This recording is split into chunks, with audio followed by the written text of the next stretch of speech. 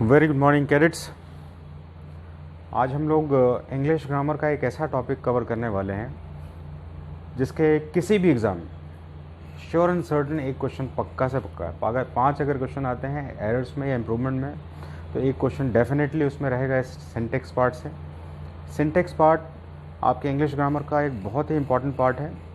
हालांकि हर एक पार्ट ज़रूरी है, इसमें किसी एक पार्ट को हम ज़्यादा प्रीफर नहीं कर रहे हैं इसमें, लेकिन सिंटेक्स ही क्यों कर रहा हूँ इसको मैं थोड़ा एक्सप्लेन करता हूँ। Let me explain what is syntax. Syntax, the word itself clarifies that subject verb agreement। Subject और वर्ब का जो एग्रीमेंट होता है उसी को सिंटेक्स कहते हैं। बहुत सारा जो बिगिनर्स होते हैं उनको प्रॉब्लम होती है, यार ये सब्जेक्ट वर्ब एग्रीमेंट करके क्या है इसमें। तो बिल्कुल ये समझें कि इसमें ही एज लेता है, यू आर लेता है, यानी ही का एग्रीमेंट एज के साथ, यू का एग्रीमेंट आर के साथ। तो ये एग्रीमेंट मैंने समझा है इसमें। आज मैं आपको कुछ ऐसे सेगमेंट को कराऊंगा इसमें। सबसे पहले तो आज इसके इस बेसिक रूल को क्लियर कर लेंगे इसमें, और इसके साथ अभी रिसेंट एग्ज़ाम में आए हुए क्वेश्चन पेपर के क्वेश्चन जो हैं वो मैं आपको इतने ही छोटे लेक्चर्स में आपको डिस्प्ले करूँगा। प्रोजेक्टर से डिस्प्ले करेंगे क्वेश्चंस को, और आप देखेंगे इसमें कि इस लेक्चर से आप इसको आराम से क्लियर कर पाए। बस हमें समझने का तरीका पता होना चाहिए कि सिंटेक्स के रूल को कैसे समझें। सबसे पहले मैं इसको एलेबोरेट करूंगा इसमें कि ये सिंटेक्स है क्या और एग्ज़ाम के लिए क्यों ज़रूरी है। When we talk about syntax then it is subject verb agreement. सुनने से लग रहा है सब्जेक्ट और वर्ब का एग्रीमेंट, इसका मतलब बिल्कुल क्लियर है कि इसमें सब्जेक्ट भी होगा और वर्ब भी होगा। सब्जेक्ट क्या होता है, तो सब्जेक्ट बनता है आपका noun and pronoun. Noun and pronoun का पार्ट जो है ये सब्जेक्ट है आपका। कभी कभी एडजेक्टिव भी सब्जेक्ट जैसा कंसीडर किया जाता है, जैसे कि honesty is the best policy. जैसे ऑनेस्टी वाला वर्ड जो है आपका, ऑनेस्ट, ऑनेस्टी बना दिया है इसको, तो वो नाउन के फॉर्म में, लेकिन नेचर उसका तो एडजेक्टिव का रहता है इसमें। तो बहुत सारे सेगमेंट्स को ये इंक्लूड करता है। नेक्स्ट आपका मैं बता रहा हूँ सब्जेक्ट में कौन कौन से ग्रामर के पार्ट कवर होते हैं। सब्जेक्ट वर्ब में तो वर्ब है ही आपका, लेकिन सब्जेक्ट में ग्रामर का कौन कौन सा पार्ट कवर होता है जिसको हमें इसमें इंक्लूड करना चाहिए। और अगर आपने सिर्फ सिंटेक्स पढ़ लिया तो let me give you that assurance, you are 40% okay. आपका 40% जो है कंसेप्ट क्लियर है। आपको बाकी दूसरे सेगमेंट पे ज़्यादा ध्यान देने की ज़रूरत भी नहीं पड़ेगी अगर इस सब्जेक्ट को आपने बहुत अच्छे से क्लियर कर लिया इसमें। So let me explain subject verb agreement में सब्जेक्ट और वर्ब क्या है। सब्जेक्ट नाउन, प्रोनाउन, एडजेक्टिव और आर्टिकल्स, ये 4 बेसिक रूल्स को इंक्लूड करता है। आप सोचिए सिर्फ सब्जेक्ट जो है 4 ग्रामर के इंपॉर्टेंट रूल्स को इंक्लूड करता है। Noun, pronoun, adjective and articles. Noun मतलब नाम, राम, मोहन, सोहन, इंडिया, ये नाम है। प्रोनाउन, राम की जगह ही, कंट्री की जगह इट, प्रोनाउन हो गया आपका। एडजेक्टिव जो नाउन प्रोनाउन की विशेषता बताता है, जैसे Ram is an honest boy, Ram is a good boy. Good is not enough. अब आप देखेंगे ज़रा इसमें, Ram is a good boy, Ram एक नाउन है, गुड एडजेक्टिव है जो कि राम की विशेषता बताता है। तो ये मैंने कहा एडजेक्टिव भी इसमें सब्जेक्ट कंसीडर होगा। कैसे होगा इसमें, तो एक एग्जांपल मैंने बताया, good is not enough when excellent is expected. Good is not enough यानी वर्ब से पहले अगर कुछ आ गया तो वो सब्जेक्ट है। तो गुड इज़ नॉट एनफ यानी कि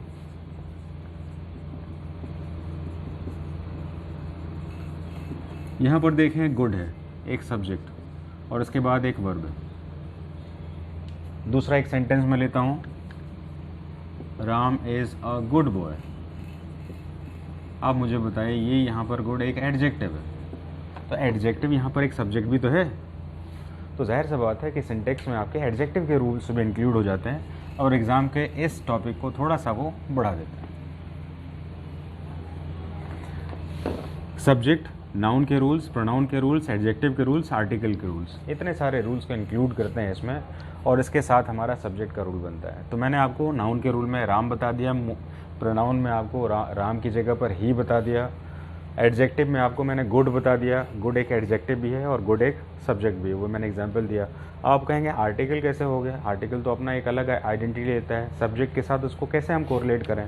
देखेंगे ज़रा इसको, जैसे कि the PM and defence minister,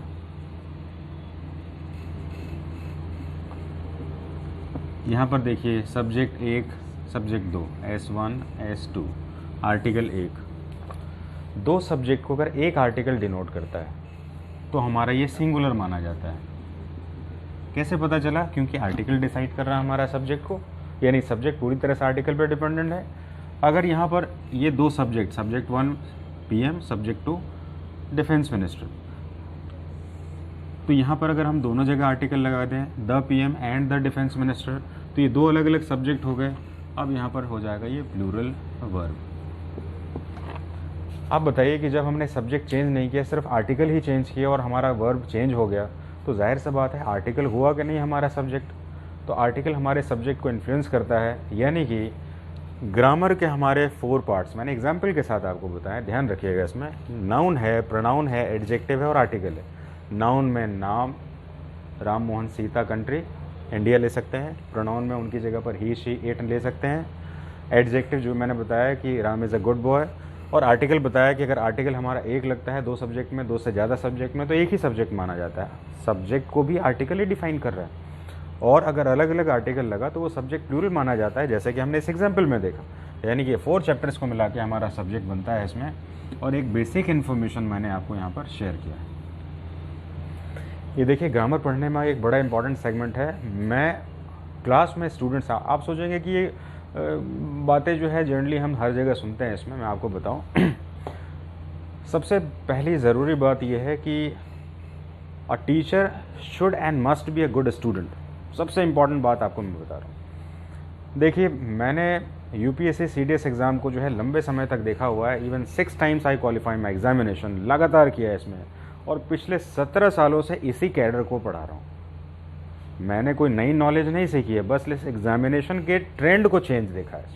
तो एग्ज़ाम के ट्रेंड को इतना कुछ देख लिया है मैंने कि आप अगर रेगुलर स्टूडेंट से मेरे बात करें तो आउट ऑफ 10, मैं कैडर बेस एग्ज़ाम की बात कर रहा हूँ, 9 question sure and certain class से, मैं इस बात को क्लेम करता हूँ। उसमें 9 क्वेश्चन तक जाते हैं, 90% की एक्यूरेसी है हमारे पास पॉसिबल एरर्स में और इस सेगमेंट में। यानी किसी भी टॉपिक को शॉर्टकट में मत जाइए, पूरी तरह से अच्छे से एक्सप्लेन कर लीजिए और सारे रूल्स को समझ लीजिए। इस टॉपिक को करने के बाद मैं आपको क्वेश्चंस भी कराऊंगा रिसेंट एग्जाम के, आप देखिए आराम से खुद ही बना सकते हैं आप इसमें। हम पढ़ रहे हैं सब्जेक्ट का इंट्रोडक्शन, जिसमें नाउन, प्रोनाउन, एडजेक्टिव और आर्टिकल है, और वर्ब के चैप्टर में हमें पता है कि हमें वर्ब पढ़ना है,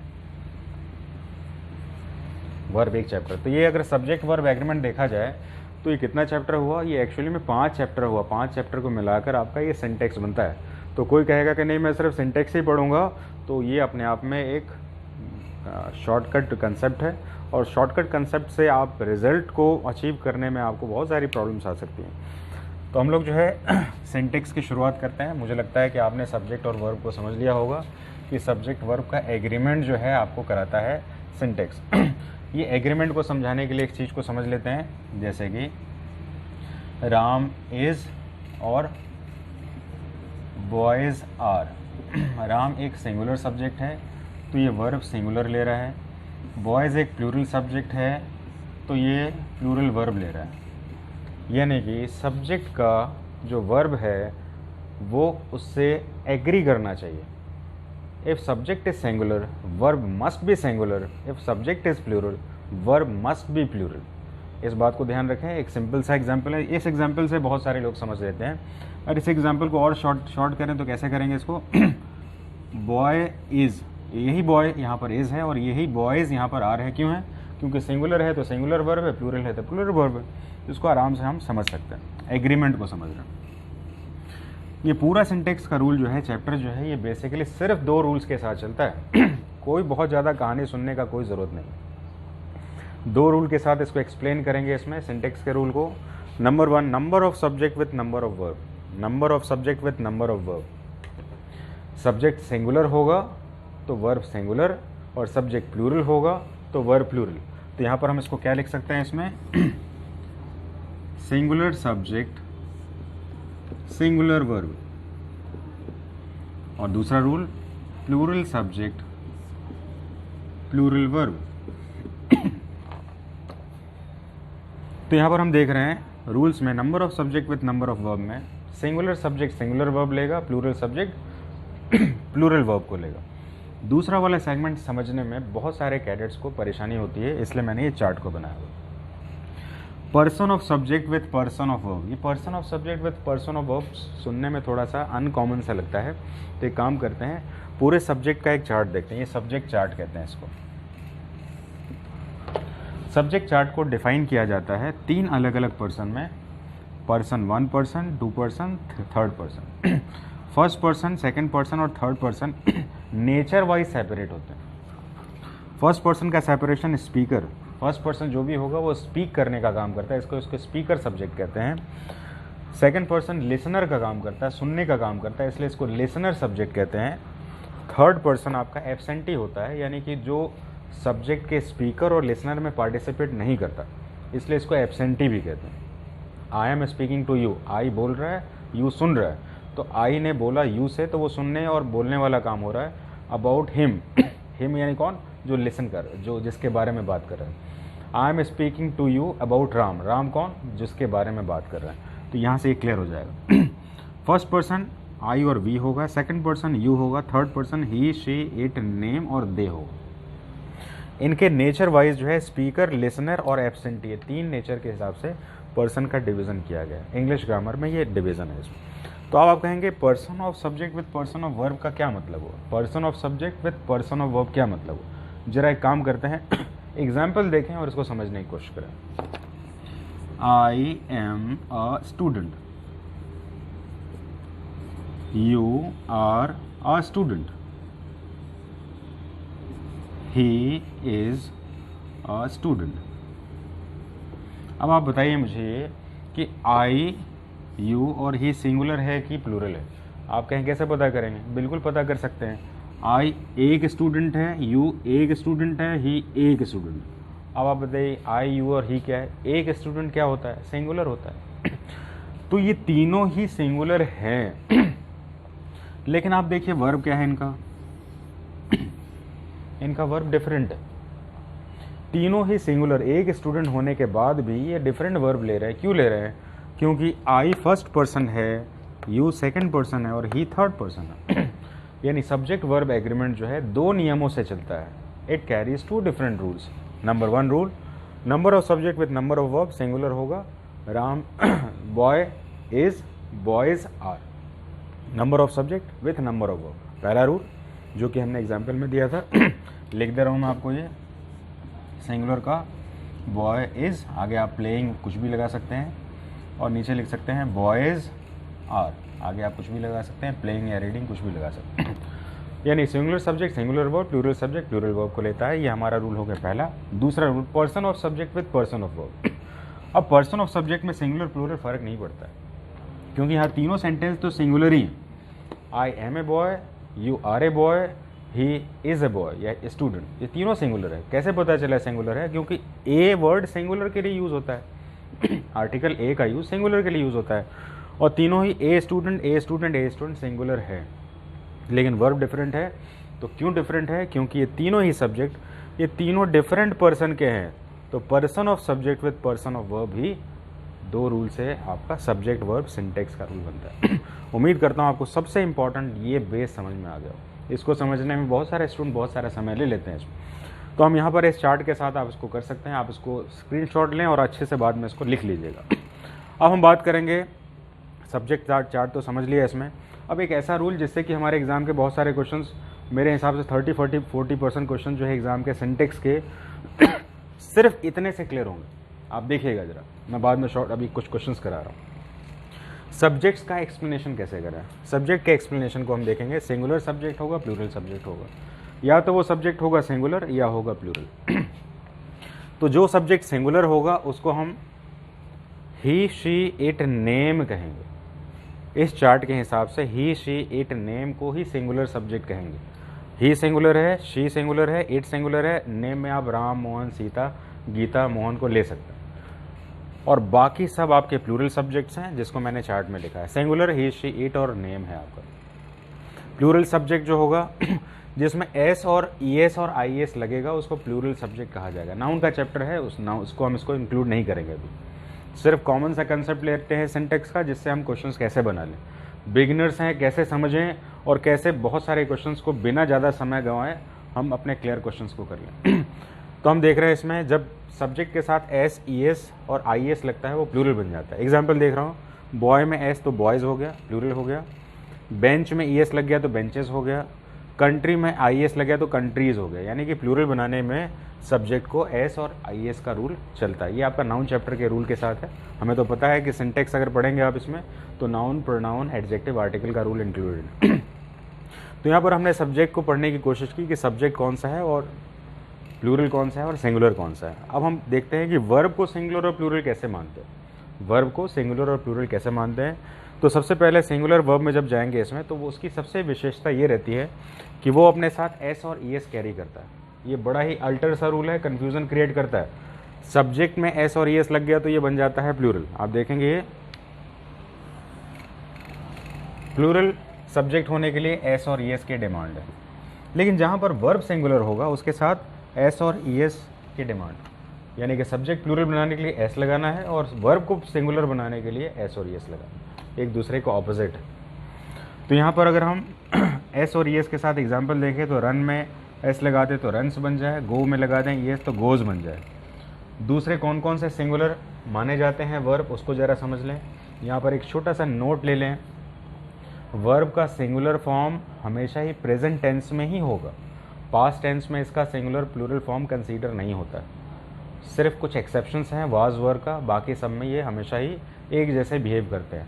आई भी हैड लेगा, यू भी हैड लेगा और दे भी हैड लेगा, उससे कोई फ़र्क नहीं पड़ता। यानी कि वर्ब का जो फॉर्म है सिंगुलर और प्लूरल फॉर्म, ये प्रेजेंट टेंस के लिए ही डिनोट किया जाता है। तो हम यहाँ पर बात कर रहे हैं इज़, हैज़, डज और एस ऑब्लिक ई एस। जब भी किसी वर्ब के साथ हो तो इसको सिंगुलर मानना है और हमेशा ये सिंगुलर सब्जेक्ट के साथ ही यूज़ होगा। जैसे कि राम है तो रन्स होगा, रन नहीं होगा। क्यों? क्योंकि राम एक सिंगुलर है, तो वर्ब में एस और ई एस लगेगा। राम है तो गोज होगा, गो नहीं होगा। क्यों नहीं होगा? क्योंकि राम सिंगुलर है और वर्ब इसका एस और ई एस के साथ। राम डू नहीं होगा, डज होगा, क्योंकि राम सिंगुलर है और इसके साथ डज होगा। राम के साथ हैज़ होगा, हैव नहीं होगा, क्योंकि राम एक सिंगुलर है और वर्ब का सिंगुलर फॉर्म हैज़ होता है। राम है तो इज़ होगा, आर नहीं होगा, क्योंकि राम एक सिंगुलर है और इज़ के साथ ही यूज़ होता है। तो मुझे उम्मीद है कि वर्ब का सिंगुलर फॉर्म आप समझ पा रहे हैं। अब आ जाते हैं प्लूरल फॉर्म। जब भी हम प्लूरल सब्जेक्ट जैसे बॉयज़ ले लें, कंट्रीज़ ले लें, या कोई ऐसा फॉर्म ले लें जो प्लूरल है, पेरेंट्स ले लें। पेरेंट्स मतलब क्या है? फादर मदर को मिलाकर पेरेंट्स कहा जाता है। तो हम जब भी कोई प्लूरल फॉर्म ले लेते हैं, सब्जेक्ट का हम प्लूरल फॉर्म लेते हैं, तो हमेशा उसके साथ वर्ब का बेस फॉर्म लगेगा, ओरिजिनल फॉर्म। जैसे कि रन, गो, ऐसा बेस फॉर्म कहते हैं इसको, वर्ब का B1 फॉर्म कहते हैं। तो हमेशा उसका V1 फॉर्म होना चाहिए, उसमें कोई दूसरा तीसरा फॉर्म नहीं होना चाहिए। तो हम यहाँ पर देख रहे हैं इसमें प्लूरल फॉर्म के साथ V1 फॉर्म लगाएं। जैसे कि बॉयज़ अगर हो गया तो ये गोज़ होगा कि गो होगा, ज़रा देख के बताएं। तो बॉयज़ अगर प्लूरल है तो हमें इसका बेस फॉर्म गो लगाना होगा, क्योंकि ये तो सिंगुलर है। इसी तरह से हमें वर्ब का बेस फॉर्म V1 लगाना है इसमें। प्लूरल वर्ब कौन कौन से होते हैं इसको ज़रा समझें। आर होंगे, वर होंगे, हैव होगा, डू होगा। बॉयज़ होगा तो बॉयज़ आर होगा, इज़ नहीं होगा। बॉयज़ होगा तो वर होगा, हैव, वर होगा, वाज नहीं होगा। बॉयज़ होगा तो हैव होगा, हैज़ नहीं होगा। और बॉयज़ होगा तो डज नहीं होगा, डू होगा। ये इसके बेसिक फॉर्म है। इन फॉर्म के साथ अगर आप ध्यान से लेके चलें तो आप बहुत सारे क्वेश्चंस को क्लियर कर पाएंगे। मैं चाहूँगा इसके आप बेसिक फॉर्म को एक बार क्लियर कर लें इसमें, ताकि हम कुछ प्रैक्टिस क्वेश्चंस कर पाएँ, क्योंकि इसी के बेस पर अब आगे प्रैक्टिस क्वेश्चंस मैं कराऊँगा। आप इसी फॉर्म पे इसको कर पाएंगे इसमें।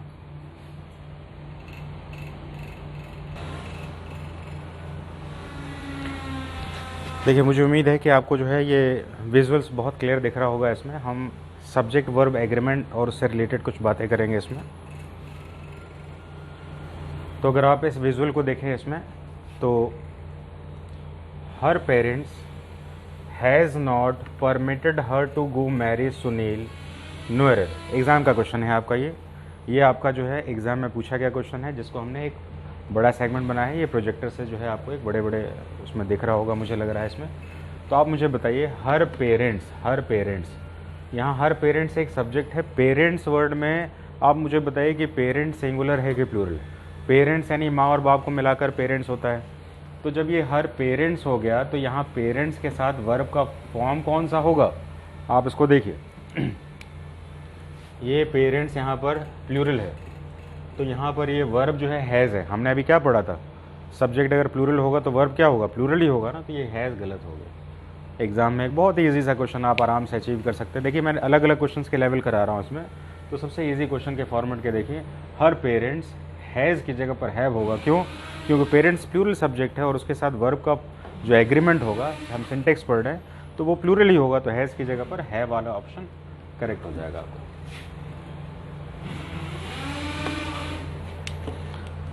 अब मैं चाहूँगा कि आप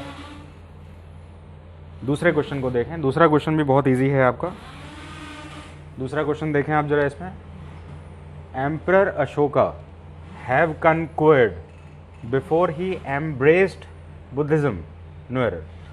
एम्परर अशोका, अशोका एक शासक है, हैव कनक्वर्ड, कनक्वर्ड जीतना, बिफोर ही एम्ब्रेस्ड बुद्धिज्म। इस क्वेश्चन में एम्परर अशोका सिंगुलर है कि प्लूरल है, आपको समझना है। मुझे लगता है कि सभी लोग ये समझ पाएंगे कि एम्परर अशोका एक शासक है और ये एम्परर अशोका सिंगुलर सब्जेक्ट है। तो सिंगुलर के साथ हैव जो है ये प्लूरल कहाँ से हो गया, ये तो गलत हो गया इसमें, इसलिए एम्परर अशोका के साथ हैज़ होना चाहिए और ये सेंटेंस हमारा गलत हो गया। देखिए बहुत अच्छे से इसको समझ सकते हैं। इसमें मैंने इतना ही बताया, छोटा सा एक लेक्चर लिया। क्लासरूम में तो हम सिंटेक्स को जो है लगभग 8 से 10 टॉपिक क्लासेस लगती हैं इसके लिए। और सोचिए एक क्लास में मैंने आपको बिल्कुल नटशेल में कवर करके बताया कि कौन से question sure and certain questions cover हो सकते हैं। 2 क्वेश्चंस हमने कवर किए अभी, नेक्स्ट क्वेश्चंस देखेंगे इसमें। हम देख रहे हैं question number next, neither of those 2 documents support your claim on the property, no error. Neither of those 2 documents support your claim on the property। देखिए ये भी आपका एक important verb and subject agreement का बनता है आपका, इस चीज़ को ज़रा ध्यान रखें। इसमें जब भी किसी सेंटेंस में, मैंने आपको बताया कि सब्जेक्ट किससे बनता है, इसमें नाउन, प्रोनाउन, आर्टिकल, एडजेक्टिव को लेकर। ये आपके प्रोनाउन के रूल के साथ आपका ये नाइदर ऑफ के साथ जब भी रूल होगा इसमें, तो सब्जेक्ट उसके साथ neither of, either of, each of, जब भी ऐसा यूज़ होगा।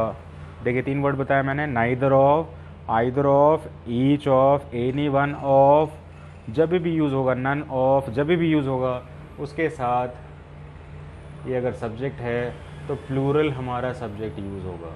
ये जब भी वर्ड यूज़ होगा तो प्लूरल सब्जेक्ट यूज़ होगा दोज, और वर्ब हमेशा होना चाहिए सिंगुलर।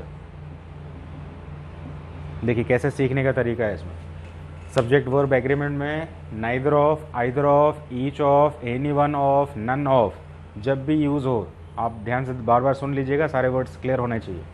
जब भी यूज़ हो उनके साथ सब्जेक्ट हमेशा प्लूरल होना चाहिए, दोज होना चाहिए, सिंगुलर नहीं होना चाहिए, लेकिन वर्ब हमेशा सिंगुलर होगा।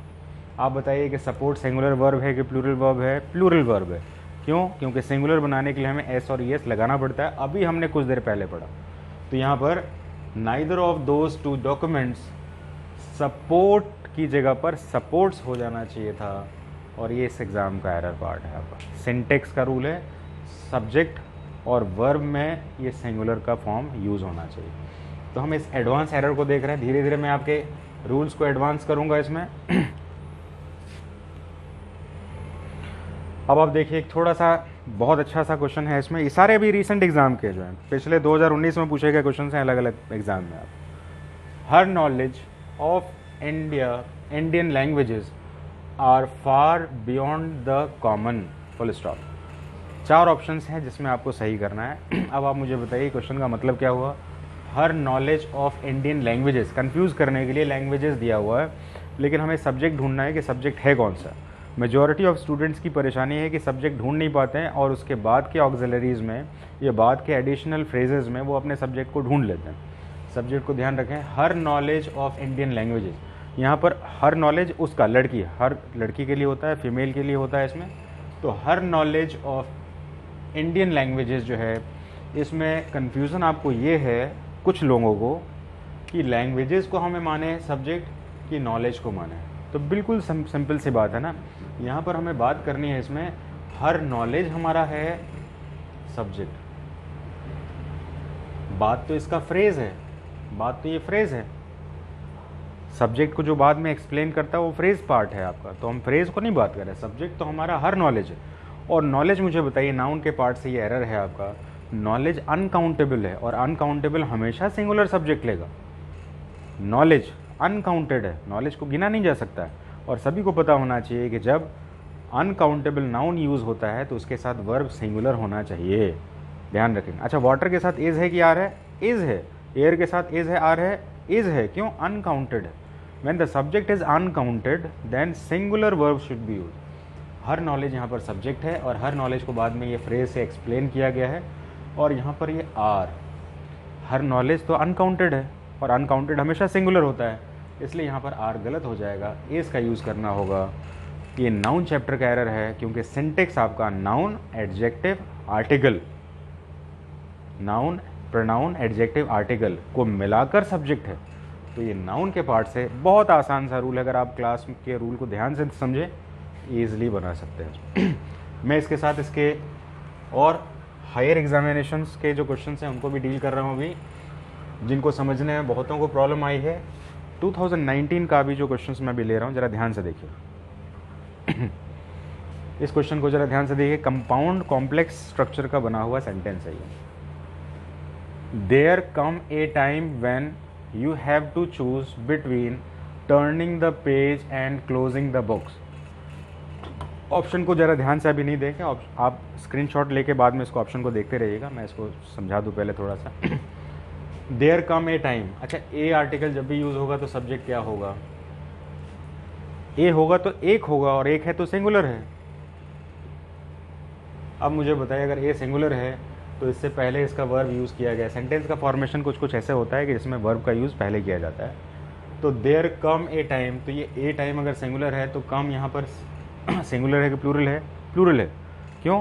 क्योंकि जब एस और ई एस वर्ब में लगता है तभी वो सिंगुलर होता है। तो यहाँ पर द कम से टाइम होना चाहिए था, इसलिए ये पार्ट में एरर है। देखिए सब्जेक्ट को कैसे ढूंढना है इसमें। देयर कम और टाइम, ए टाइम सिंगुलर है और इस ए टाइम की जगह पर कम्स का यूज़ करना चाहिए, कम का नहीं, क्योंकि कम जो है एक प्लूरल होता है और ए टाइम यहाँ पर सिंगुलर की बात हो रही है, इसीलिए इसको कम्स बनाना चाहिए। इसको आप आराम से देखेंगे, आराम से आपका आंसर बन जाएगा। यानी answer there come a time वाला पार्ट में एरर है। इसमें कौन सा पार्ट में एरर है? ऐसे करके लिखा हुआ है, ये ए का पार्ट में एरर है। तो देयर कम ए टाइम की जगह क्या होना चाहिए? देयर कम से टाइम। क्यों होना चाहिए कम से टाइम? क्योंकि ए टाइम सिंगुलर है और उसका वर्ब हमेशा ही सिंगुलर होगा, कम से टाइम होना चाहिए।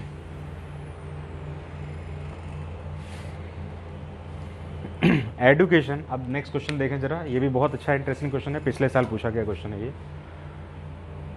पिछले साल सीडीएस एग्जाम में पूछा गया क्वेश्चन है, आप आराम से मैच करेंगे इसको। बहुत सारे क्वेश्चन हैं कंपाउंड नेचर के question. Education is the passport to the future for tomorrow, belong to those who prepare for it today. Question थोड़ा सा कंपाउंड नेचर में है, लोग थोड़ा सा कंफ्यूज हो जा रहे हैं। अब आप ध्यान से सब्जेक्ट को ढूंढिए, सब्जेक्ट को ढूंढेंगे और उसके साथ हम वर्ब को थोड़ा कोरिलेट करेंगे। टुमारो।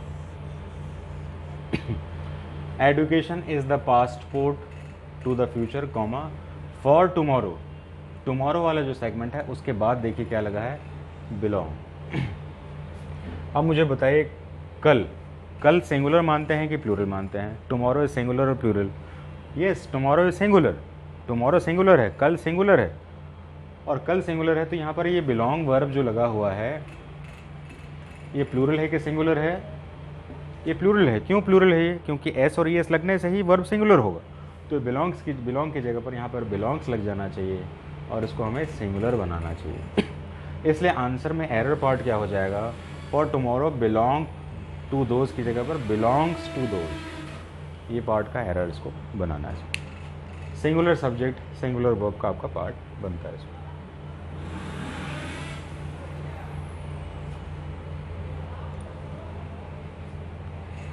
नेक्स्ट बड़ा इंपॉर्टेंट क्वेश्चन है आपका, ये एनडीए एग्ज़ाम का क्वेश्चन पूछा गया था। इसको बहुत ध्यान से देखें, बहुत मज़ा आएगा, आपको ईजिली समझ में आ जाएगा। A time slot of 15 minutes are allot to each speaker.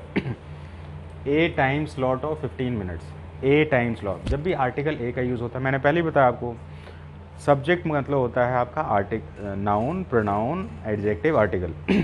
ए का यूज़ एक के लिए होता है। ए टाइम स्लॉट, एक टाइम का स्लॉट। एक टाइम का स्लॉट कितने का है? 15 मिनट्स का है। 15 मिनट का एक टाइम का स्लॉट। यहाँ पर सब्जेक्ट को पहचाने, ए टाइम स्लॉट, ए इंडिकेट कर रहा है सिंगुलर को। तो अगर सिंगुलर सब्जेक्ट होगा तो यहाँ पर वर्ब आर क्यों होगा? ये तो गलत हो जाएगा, इज अलॉट होगा। तो यहाँ पर हमें सब्जेक्ट ध्यान रखना है। ए टाइम, ए का यूज़ जब भी हो तो सब्जेक्ट सिंगुलर की पहचान की जा रही है।